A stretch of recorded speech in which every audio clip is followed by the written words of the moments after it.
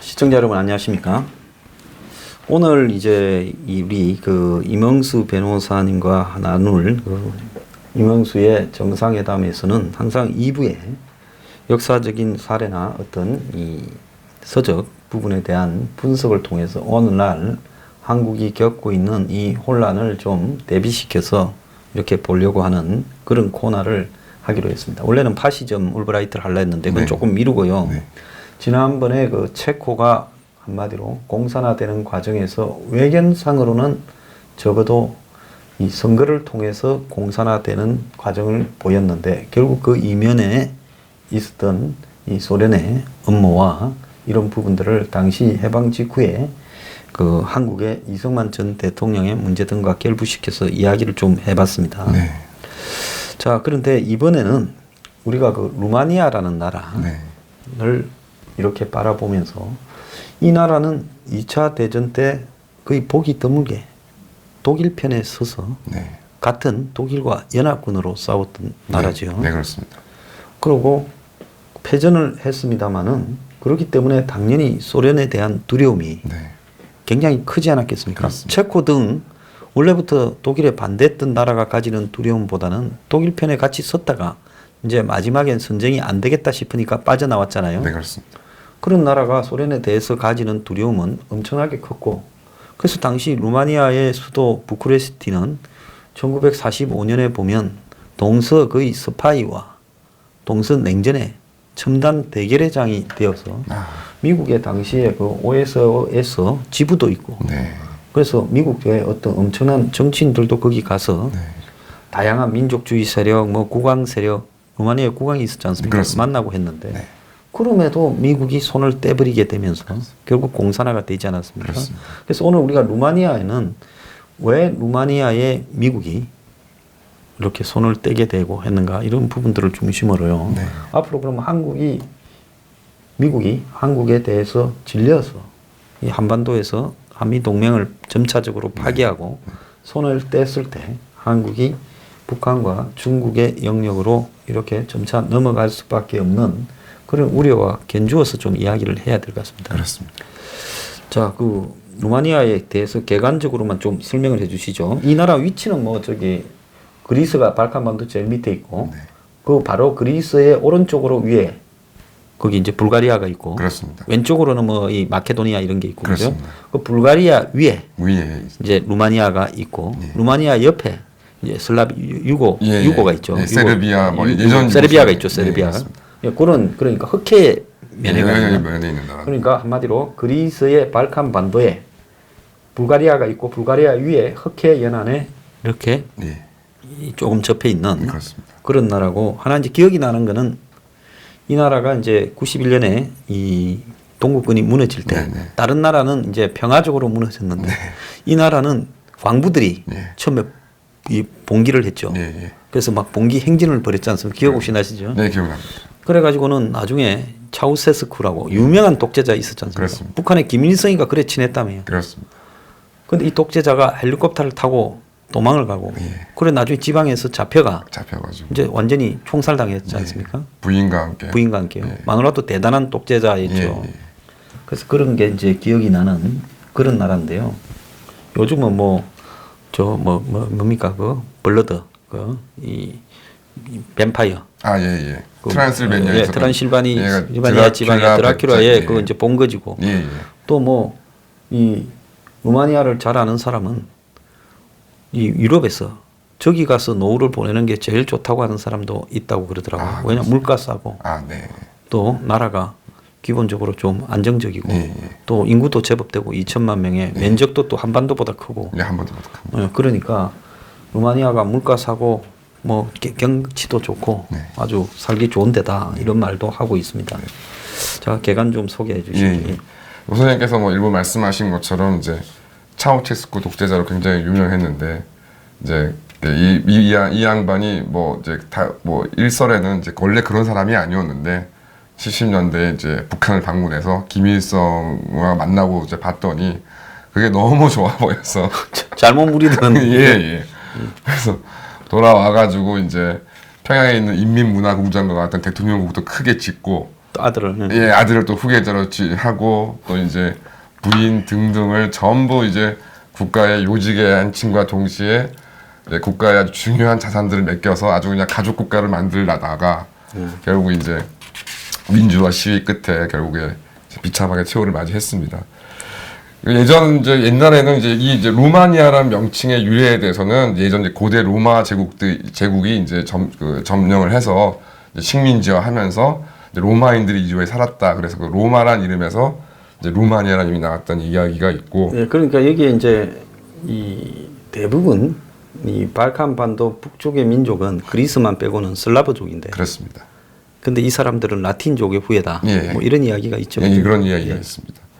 그래서 그 이후에 당연히 이제 동로마 제국의 지배를 받다가 이제 동로마 제국이 이제 붕괴되고 나니까 이제 뭐 독립도 하고 뭐 다른 그게 이제 뭡니까 그때 당시에 그 이 투르크 네. 오스만 투르크가 거기 이제 점령하러 가려니까 그렇습니다. 거기서 이제 그 이 뭡니까 이 드라큘라가 예. 원래 그 예. 이슬람족을 상대로 아주 예. 잔인하게 싸워서 예. 일종의 뭐 공국 같은데 예. 뭐 백작이죠, 그죠? 그렇습니다. 뭐 네. 백작입니다. 뭐 그런 사람이 이제 말씀하신 것처럼 이제 투르크 민족을 상대로 해서 굉장히 공을 세웠는데 십자가에 이제 십자가가 아니라 창에다가 예. 전부 이슬람 저 죽인 사람을 꽂아가지고 예. 이렇게 세워놨다는 거예요. 예. 그래서 이제 그 잔혹성이 잔혹성이 뭐 뱀파이어 전설로 이제 또 뭐 그런 걸로 했다는 얘기가 있고 종교적으로 말씀하신 것처럼 루마니아 정교가 있는데 여기에도 이제 뭐 독일인과 헝가리인 등 약간 소수 민족도 있어서 그런 문제가 좀 있고 또 중요하게 이제 대부분 농업을 이제 중심한 국가인데 여기 유전이 있어서 예, 흑해 연안에 유전이 여기 흑해는 있죠. 유전 일부 가지고 있어서 예. 결국 이 유전 때문에 독일과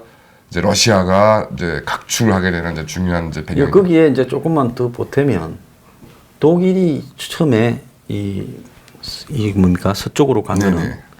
곡창, 네. 우크라이나 곡창가, 그 우크라이나 또 바로 밑에 네. 유전지대. 그렇습니다. 그러니까 그때도 유전이 나왔다. 아주 오래된 유전이죠. 오래된 유전. 예, 그러니까 그걸 노리고 독일이 이쪽으로 갔다. 예. 그래서 이제 제1차 세계 대전에는 또 연합군 편에 들어가서 또 상당수 영토를 이제 그 확대하기도 했었습니다. 어쨌든 이제 1866년부터 1938년까지는 그래도 이제 무난하게 입헌 이제 군주제를 유지하면서 나름 의회 민주주의 점진적으로 발전하고 있었습니다. 근데 그러던 차에 이제 아시는 바와 같이 1917년에 러시아가 이제 공산혁명이 되면서 아무래도 러시아 인접한 나라다 보니까 거기에 영향을 받게 되고 이제 1921년에 이제 원래 사회주의 3인당 사회민주당이 있었는데 이 사회민주당이 이제 러시아 혁명 노선을 따른 레닌주의자와 사회 원 3인주의자로 분열이 됩니다. 그러다가 이제 1921년 5월 8일 날 공산당이 이제 설립되게 되는데 이제 희한한 것이 이제 그 러시아의 영향을 많이 받다 보니까 이게 루마니아, 그러니까 이제 제1차 세계대전에 승전을 하면서 영토를 확대하다 보니까 이제 다른 소수 민족들을 아우르는 대루마니아를 주창하는 사람들이 많았는데 공산당은 여기에 반대하고 그러다 보니 대루마니아 정책에 반대하는 유태인, 헝가리인, 불가리아인들이 공강을 하면서 또 오히려 공산당 수뇌부는 서기장을 제외하면 비루마니아인들 또 이제 코민테른, 그러니까 이제 아시는 바와 같이 제 러시아 혁명 이후에 레닌이 이제 국제 공산당 조직 이제 코민테른을 이제 설치하는데 거기서 이제 공산당 그 이제 간부들을 이제 선출하거나 오히려 모스크바 이제 그 코민테른에서 임명하는 그런 사람들이 공산당의 이제 수뇌부를 장악했다고 합니다.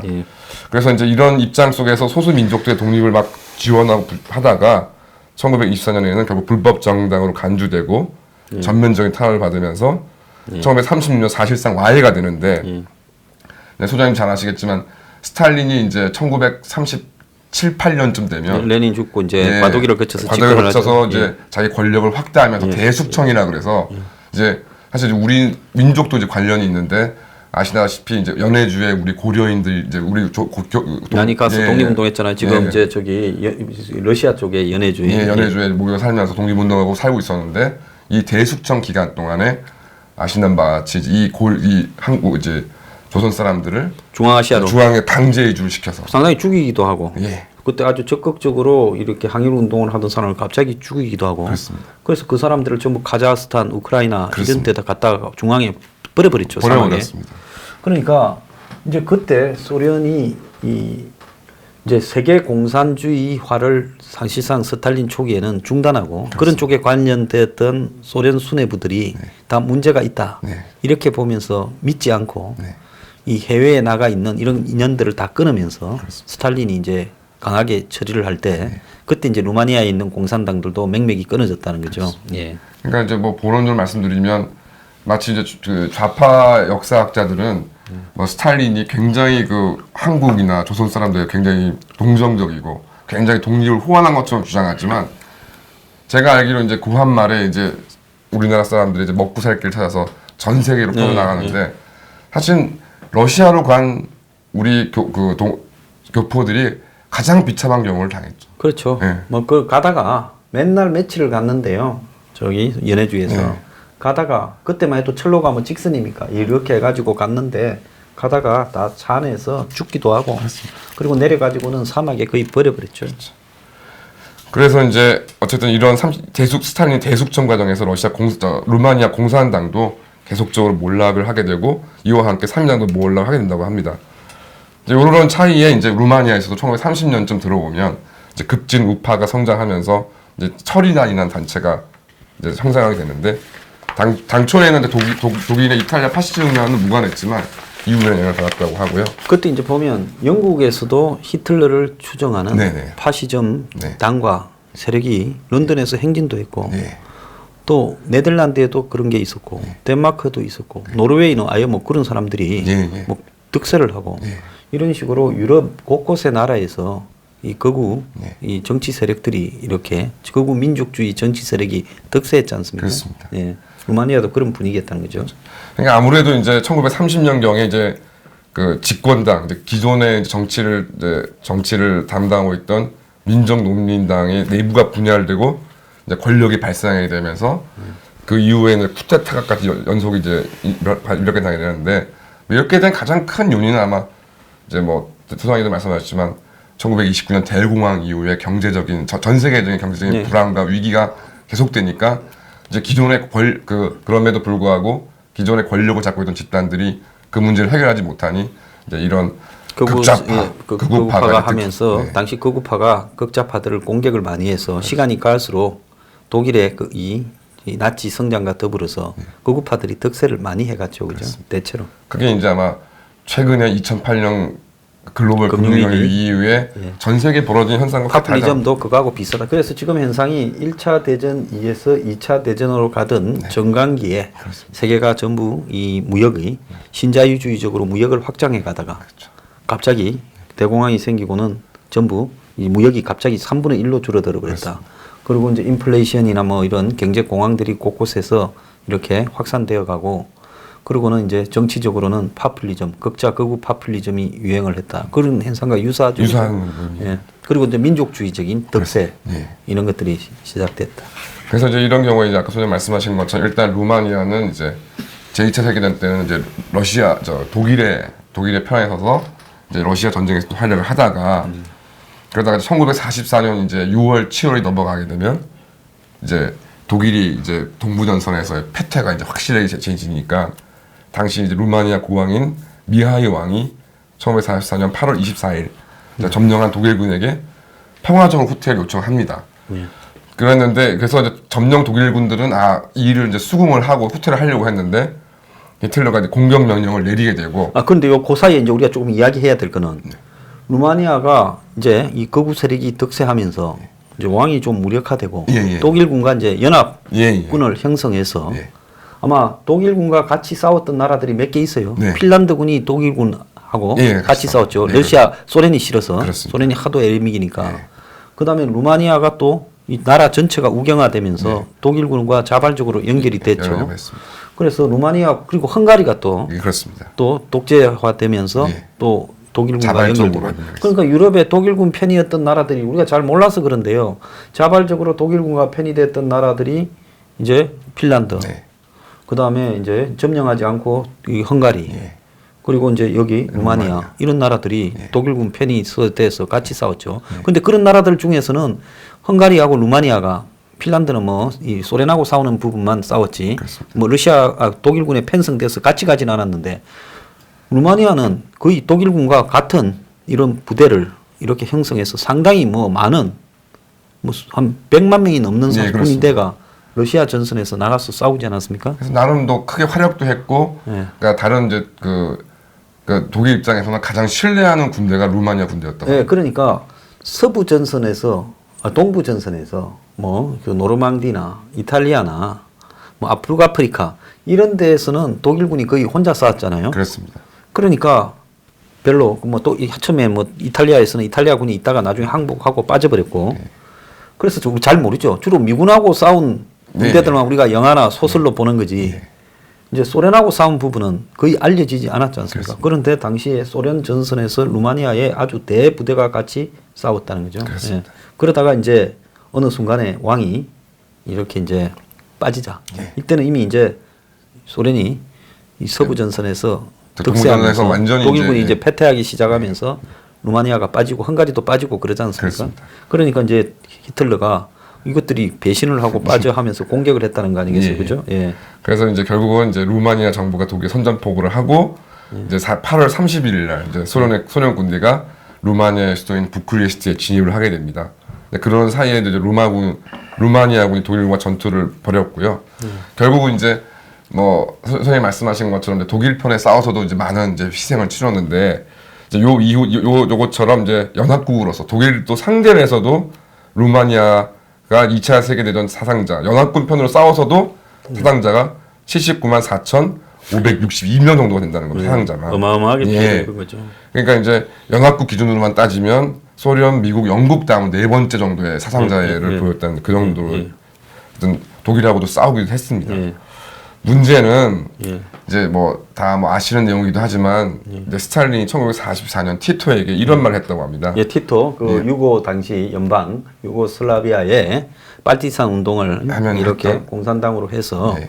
독일군을 괴롭혔죠. 네. 그 독일군이 이제 유고는 그러니까 루마니아하고 유고슬라비아의 세르비아하고는 붙어 있는 국경을 붙어 있는 나라고 그쪽에 이제 오른편에 크로아티아가 또 네. 루마니아 그 유고 연방에서 빠지면서 그렇습니다. 독일 편에 또 붙었어요. 그렇습니다. 크로아티아가 또 독일의 영향을 굉장히 받았죠. 슬로베니아도 조금 그랬고요.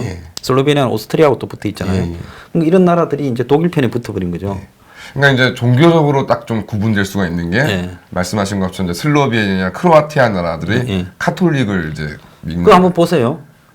지역적으로 이탈리아의 아드리아해 바로 건너서 그렇습니다. 그 두브로브니크 같은 도시들이 과거에 로마에 귀족들이 살던 휴양지였지 않습니까? 휴양지였습니다. 그러니까 크로아티아는 그 이 로마 이런 쪽에 영향력을 강하게 받은 입장이고 또 오스트리아가 범독일이니까 그렇습니다. 그쪽에 영향을 많이 받다 보니까 그 이쪽 발칸반도 서쪽은 독일의 영향을 굉장히 받았죠. 그러니까 좀 서망적인 이제 그런 영향이고 이제 그렇게 되는 건 어쨌든 그 이제 유명한 그 티토에게 스탈린이 1944년에 만나서 제2차 세계대전은 이전의 전쟁과는 다르다. 어떤 지역을 점령한 국가는 자국의 고유한 사회 제도를 그 지역에 정착할 수 있다. 이게 결국 스탈린이 제2차 세계대전 전 세계에 이제 벌인 일인 것이죠. 그래서 이제 44년 9월 12일 날 루마니아와 소련이 휴전협정을 체결하는데 그러니까 이제 어쨌든 독일 편에 붙어서 소련하고 싸웠으니까 나중에 발을 뺐지만은 정식으로 소련하고는 이제 휴전 협정을 해야 전쟁이 마무리될 거 아니에요. 그렇습니다. 그렇게 했는데 이 소련이 정치는 물론 이제 경제적으로 대대적인 약탈을 하고 소련군의 주둔 비용 및 전쟁 배상까지 3억 달러를 요구했고 또 10만여 명의 루마니아 근로자들을 소련으로 강제 이송하는 아주 가혹한 조치를 취했다. 그런데 하나 이해가 안 가는 게 당시에 이태리 반도에서 상륙 작전을 해서 했는데 여력이 미군이나 영국군이 충분했는데 막판에 소련의 점령을 이렇게 소련이 그리스를 먹을까봐 굉장히 두려워했지 않습니까? 그렇습니다. 그리스가 유럽의 문화의 상징이라고. 그래서 그리스는 절대로 안 넘겨준다고 했는데 그 그리스 바로 위에 이제 뭐 불가리아 건너서 바로 루마니아가 있었는데 이런 루마니아 같은 나라들을 지키기 위해서 연합군이 발칸 반도로도 상륙을 했으면 당시에 전부 독일 편에 섰다가 다 배신을 때렸기 때문에 그렇습니다. 그저 그냥 밀고 올라갔을 건데 그래서 소련하고 이 발칸 반도를 분할 점령했으면 루마니아 같은 경우에는 안 넘어갔을 거 아니에요. 그런데 왜 그렇게 안 했다고 보십니까? 그래서 뭐 좀 전쟁사를 좀 아시는 분들은 아시겠지만 사실 처칠은 지속적으로 이제 발칸 반도에 대한 상륙 작전을 특히 말씀하신 것처럼 그리스는 영국과 좀 굉장히 밀접한 관계가 있기 때문에 그래서 했는데 그리고 미국이 적극적으로 반대를 해서 이제 미국 입장에서는 빨리 이제 독일과의 전쟁을 이제 그 알려진 공식적인 내용은 빨리 독일과의 전쟁을 마무리하고 태평양 전쟁을 마무리해야 되기 때문에 발칸 반도는 이제 그런 독일과의 전쟁을 빨리 종식시키는 데는 그러니까 도움이 안 된다. 그러니까 그 부분에 보면 미국이 지금도 북한을 대하는 부분에서 나타나는 혼선이지만은 거대한 나라라서 미국은 전지 던능할 것 같지만은 패턴 같은 경우에는 다 점령을 해버리자 했지 않습니까? 그렇습니다. 오히려 독일 군대를 훈련시켜서 예? 그거 소련에 맞서게 하자라고까지 했지 않습니까? 그렇습니다. 그래서 밀고 가는 데까지 미군이 그냥 경계가 어디 있냐 탱크로 팍 밀어버리자 이렇게도 이야기를 했는데 미국은 전후에 소련과의 어떤 관계 그리고 이 진영 간의 동서 냉전의 대립 또 소련이 동부 유럽을 다 먹어버릴 거라는 이런 부분을 굉장히 간과하고 그 이후로 미국이 동서 냉전을 45년부터 얼마나 벌렸습니까? 91년까지. 거기에 들어간 엄청난 비용이나 악영향, 역사적인 후퇴 이런 것들을 생각하면 미국이 그때 조금만 밀어붙였으면 끝날 일 아니었어요? 그렇죠. 근데 미국이 왜 그렇게 하는가 할 때는 그때 루스벨트가 몸이 너무 약해가 일단 유약했고 또 미국 스스로도 2차 대전 이후의 어떤 상황에 대해서 판단도 제대로 못하는 상황이었다. 그러니까 미국은 기본적으로 이제 그 뭐 얄타 회담 등에서도 극명하게 드러나는데 소련과 세계를 평화적으로 양분해서 공존할 수 있다고 생각했던 점이 제일 컸던 것 같아요. 체제 경쟁으로 죽기 아니면 살기가 될 거라는 걸 전혀 생각을 많이 했던 것 같습니다. 그래서 결국은 이제 뭐 이제 미용수 미용수 3개국이 연합국 통치위원회 이제 아마 우리 같은 나라 같은 경우 이제 예전에 한평후에 미소 공동위원회가 설치돼서 이제 했던 건데 결국 이런 것들 휴전협정의 이제 처리 문제를 담당을 했지만 결국 이제 실제로 소련이 사실상 다 모든 걸 주도를 했고 말씀하신 것처럼 미국과 영국이 발칸반도 상륙작전을 처리하고 나니까 1944년 10월 처칠은 이제 스탈린을 만나서 그 유명한 퍼센테이지 거래라는 걸 합니다. 그러니까 쉽게 말해서 전 세계 지도를 뚝 특히 유럽 지도를 두고서 그러니까 그리스 같은 경우는 영국이 90%, 루마니아는 소련이 90%, 뭐 폴란드나 체코는 한 반반. 그러니까 우리가 그러니까 영국이나 이제 이런 나라들의 그런 이해관계를 서로 인정하자. 그러니까 사실상 그 당시에 처칠도 결국에는 루마니아나 이런 지역들을 포기해 버린 거죠. 그래서 이제 그 이후의 점령 과정들을 보면 어떻습니까? 그래서 소련에 점령한 이후 소련이 이제 루마니아 점령하고 나니까 이제 공산주의자들이 이제 본색을 드러냅니다. 그 이전까지는 그래도 민주정당 연합, 그러니까 우파 세력을 좌우파 연립 정권 연립 그런 세력들이 있었는데 거기서 탈퇴를 하게 되고 민족민주전선 구성, 그러니까 우파를 이제 배제하기 시작하는 거죠. 그러다가 1945년 2월 28일 이제 미아이 왕이 당시 국왕이 이제 공산 세력의 강한 압력 속에서 이제 공산주의자 근로자를 수상으로 임명합니다. 그러자 이제 토지개혁, 전범자 재판을 통해서 우익 세력을 제거하고 그때 아무래도 우익 세력이 거구가 많고 그렇습니다. 그러니까 독일하고 협력 힘도 그랬고 이제 부역자들이라고 이제 청산하기 시작한 거죠. 이게 지금 우리가 봐야 될 게 친일 청산 뭐 그런 거의 반민 특이하고 유사한 거죠. 그래서 반공연합전선을 차단하는데 미국이 마지막으로 이제 한번 딱 이제 좀 루마니아에 관심을 표하는 게 이제 45년 2월 28일날 구성됐던 이제 그 루마니아 정부가 사실상 쿠데타에 의해서 구성된 정부니까 이제 미국 이제 트루먼 대통령이 45년 7월 포츠담 회담에서 이제 그 루마니아의 정부를 승인할 수 없다. 그러니까 그러자 이제 미아이 왕도 이제 응원을 힘을 받아가지고 말씀하신 것처럼 공산 정부 수상 정부를 이제 물러가라. 물러가라. 법령 서무를 거부하고 결국은 이제 45년 10월 8일날 공산 세력과 반공 세력 사이에 무력 총동이 발생하게 됩니다. 이때 이제 제 내용에 그 제가 읽었던 1945에 보면 자세하게 나오는데 그때 루마니아 부쿠레스티가 동서에 냉전을 앞두고 이 완전히 스파이 천국이었다는 거예요. 근데 소련이 이제 점차적으로 군대를 은밀하게 부쿠레스티 외곽으로 다 주둔시켜 놓고 그래서 이제 그걸 또 저항하고자 하는 또 루마니아의 우파 세력들이 또 이렇게 하면서 하는데 소련이 사실상으로 군대가 투입돼 있었기 때문에 무력 충돌에서 이길 수가 없었던 거죠. 그렇죠.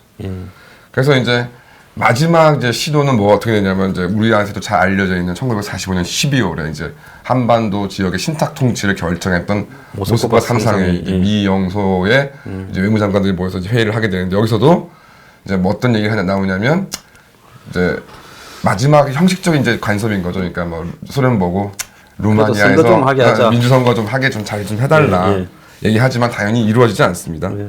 결국 이제 미국, 영국도 40년 2월 4일 날 이제 그로자 성부를 승인하게 되는 거죠. 예. 그러니까 어떤 이제 소련의 어떤 지배권을 그대로 인정하는 예, 것이게 예. 되는 거고 47년 2월 파리 평화 조약이 체결되는데 여기서 이제 루마니아의 소련군 주둔이 합법화되고 루마니아 이제 소련군 구준을 합법화하는 거는 소련이 이기자들이 독일군과 붙어서 싸웠고 네. 그 다음에는 그 여기에 우파 네. 세력들이 항상 무장도 하고 좀 강했기 때문에 지배하고 있지만은 위태로우니까 소련군을 주둔시켜서 확실하게 눌러야 되겠다. 지금 그런 거 아니겠습니까? 그렇습니다. 그렇죠? 예. 그래서 결국 이제 제1차 세계대전 이후에 확보했던 영토도 이제 당연히 소련에도 뺏기고 불가리아에 또 많이 불에도 뺏기고. 뺏기고 다만 이제 끝까지 나치 편을 들었던 이제 헝가리의 그러니까 마지막까지 거기 들었던 헝가리의 영토를 일부 뺏어오는 그러니까 그런 이제 지도 조정이 이루어지게 됩니다. 그래서 헝가리가 실상으로 헝가리 오스트리아 공동 왕국을 구성할 만큼 큰 나라였는데 지금 헝가리가 보면 매우 작지 않습니까? 매우 작죠. 이름만 유명하지. 그렇습니다. 부다페스트 가지고 유명하지.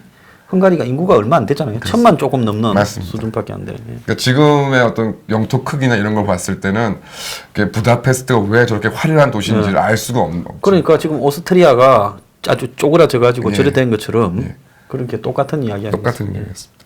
그러니까 1946년 11월 이제 그 모스크바 3상 회의에 따라 이제 선거가 이루어지는데 이거는 뭐 역대 유례 없는 부정 선거라고 그래요. 그 사실은 민족주의 세력이 우파 세력이 이겼을 건데 이제 뒤집어 버린 거죠. 그러니까 스탈린이 일찍이 이렇게 얘기했다고 합니다. 누가 어떻게 선거하는 것은 중요하지 않다. 누가 개표하는 것가 중요하다. 참, 자, 그게 지금 한국이 제가 내년 총선이나 2022년 대선에서 선거를 통해서 지금 보수 세력이 문정권을 꺾기가 쉽지 않을 수도 있다라는 우려를 우리가 루마니아 같은 사례에서 봐야 되는 거예요. 예. 그래서 결국 47년 12월 30일 날 이제 이런 상황 속에서 이제 국왕이 퇴위하게 되고 이제 48년 4월 13일 이제 스탈린식의 일당주의 헌법이 수립되면서 사실상 이제 루마니아 공산화가 완전히 완성되는 거죠. 그런데 당시 이제 루마니아가 독일에서 발을 뺄 때 루마니아의 공산당 세력이 거의 없었다는 거 아닙니까? 예, 그랬다고 알려져 있습니다. 한 1000명 예. 이하였다는데 몇백 명이었다는 거예요. 몇백 명이 3년 안에 나라를 먹어버린 거예요. 네. 그러니까 1944년에는 공산당원이 1000명 이하였는데 예. 45년 2월경이 되니까 80만 3천 명 정도 되는 겁니다. 그러니까 이것은 이제 당연히 뭐 여러 가지 요인도 있겠지만 뭐 탄압 압력들을 계속 쓰는 거죠. 공산당원이 아니면 제대로 살기도 힘들고 힘을 쓸 수가 없으니까. 그래서 결국은 이제 뭐 말씀드리면 루마니아는 2차 대전에서 이제 독일과 소련을 오가면 나름 이제 큰 희생도 치렀지만 결국 이제 양쪽으로부터 배신자 취급을 받아가지고 더 큰 희생을 치러야 됐고 소련이 점령함으로 해서 결국은 공산화의 길로 갈 수밖에 없었으며 그리고 이제 소련으로부터 온갖 착취를 당하다가 차우체스크 독재로 신음하다가 결국 이제 현재는 민주화는 되었지만 아직 경제 발전은 더딘 그런 상태에 놓여 있습니다. 워낙 차우세스크가 루마니아를 그 알바니아에 또 그 뭡니까 독재자 유명한 하나 있었잖아요. 거기하고 이 루마니아 차우세스크가 동구권에서도 그래도 헝가리, 체코, 폴란드 이런 동독 이런 데는 온건한 독재고 루마니아, 알바니아에서는 아주 그냥 지독한 독재를 했어요. 그러니까 나라가 거의 공업화나 이런 게 되지도 않고 그야말로 폐쇄적인 중세 사회처럼 퇴화되었다가 그래서 차우세스크를 쫓아냈지만은 루마니아 내부에 그 후유증이 아직까지도 계속되고 있다. 그렇습니다. 그래서 최근에 보면 미국 영화들 중에 삼류 액션 영화들이 가끔 보면 이게 미국 영화 같은데 장면이 미국이 아니라 좀 뭐 흐름하고 뭐 이상한 데가 많이 있거든요. 그래서 그런 영화들을 대부분 보면 과거에 이제 유명한 액션 배우였는데 지금은 은퇴하지 않고 버티는 사람 있지 않습니까? 과거에 이거 뭐예요? 서양 배우 중에서 격투기로 유명했던 장클로드 반담 영화가 또 대부분 루마니아에 찍어요. 그래서 루마니아의 여자들이 이쁘다. 네? 그 배우들이 많아요, 여자들이. 그리고 이제 루마니아에 촬영하는 비용이 싸다. 그렇습니다. 워낙 싸니까. 그러니까 저예산 그냥 B급 영화는 루마니아에 가서 찍어서 미국인 것처럼 하는 영화도 많이 있어요. 마카로니 웨스턴의 현대판이 됩니다. 마카로니 웨스턴의 현대판이다.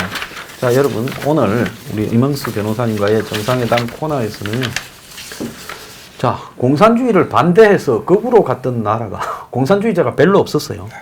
그런데 소수의 공산주의자가 소련을 등에 업고 그 나라를 먹어버리는데 선거까지도 조작하면서 먹어버리면서 루마니아는 체코하고는 아주 다른 방식으로 또 공산화가 되었다. 2차 대전에서요.